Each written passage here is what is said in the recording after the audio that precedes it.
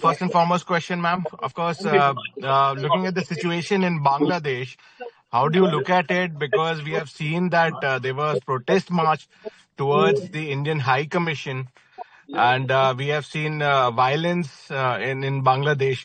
Your first comment, ma'am, and how do you look at the situation? It's very unfortunate what has happened.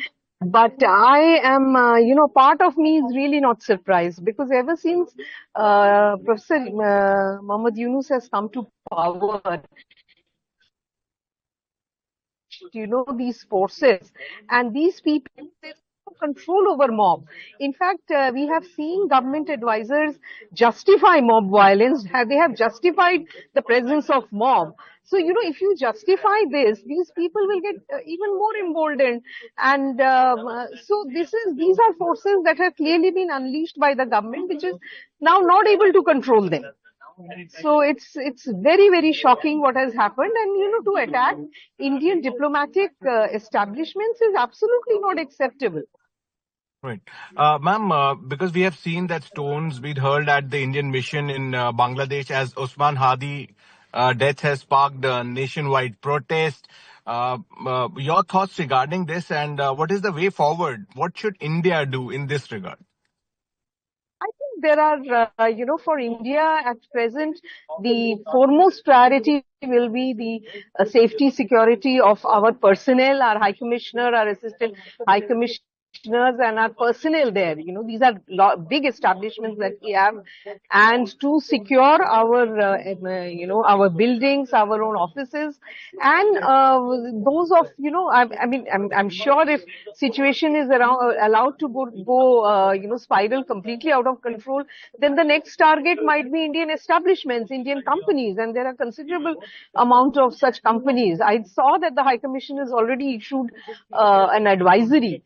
So safety, security of our establishment, our personnel will be first and foremost.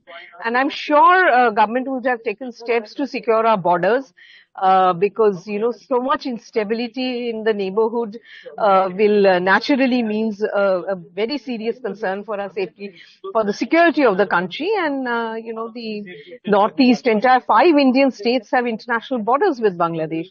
So there is a lot for us to be very concerned about. I'm talking about going forward since we have seen the protest. What is your analysis regarding the situation which has brewed in Bangladesh in that regard, ma'am? What is your analysis? Why this happened and who is behind it, if I may ask, ma'am? See, I wouldn't like to speculate, but it does clearly seem that, the elements in the country which do not want an election, which want to perpetuate Yunus's, this government for a little longer, because they are now in, decision-making positions. It's virtually their government. So why would they want an election? They have not fought any election.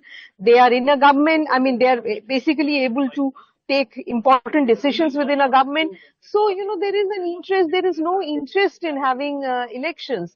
So I would feel that, the absolute extreme Jamaat elements, the Shibir elements, they are out in the street to make sure that, such an atmosphere is created that, the government is then forced to postpone elections, and government is actually, is with them in this whole business. This brings me to the last question, Riva ma'am. The situation which is boiling out right now, do you think these kind of incidents will keep on going till the election? Because India has always been talking about a peaceful election.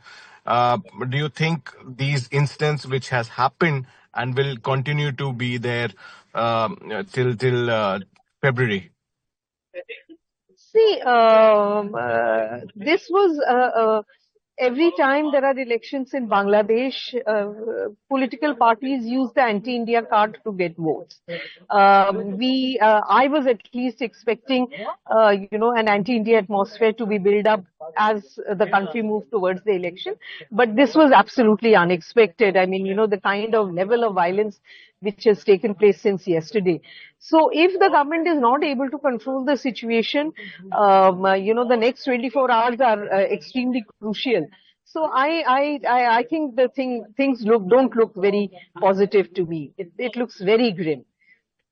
Great. Thank you, Riva ma'am, for your time, and have a Thank great you so day. much. Thank you so